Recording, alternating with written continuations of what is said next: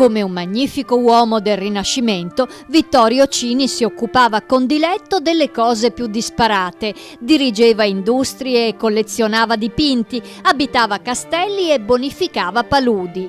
Con la sua poliedrica personalità ha attraversato il Novecento da valente protagonista, difficile tracciarne un ritratto veramente esaustivo, un'impresa alla quale si sta dedicando uno dei nipoti, il principe Giovanni Alliata di Montereale, che ha convocato esperti di varie discipline per una giornata di incontri all'Ateneo Veneto. Io sono Giovanni Alliata, uno dei nipoti di Vittorio Cini, che era un imprenditore molto importante, un mecenate e un collezionista, vissuto a Venezia per la maggior parte della sua vita.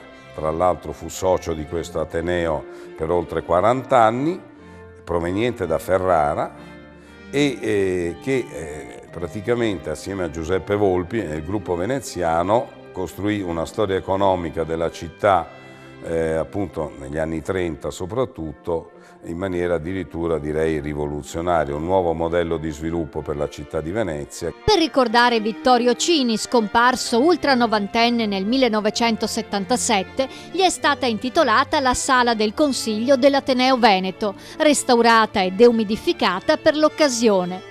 Ma questa è solo una delle iniziative in sua memoria. Altro restauro è quello dei portoni dei Gesuati alle Zattere, la sua parrocchia, senza contare altri interventi su dipinti, libri antichi, smalti, davvero tantissimi contributi che stanno per confluire in una monumentale biografia. Voglio ricordare il professor Maurizio Reberschak, che da oltre 30 anni sta lavorando alla biografia di Vittorio Cini.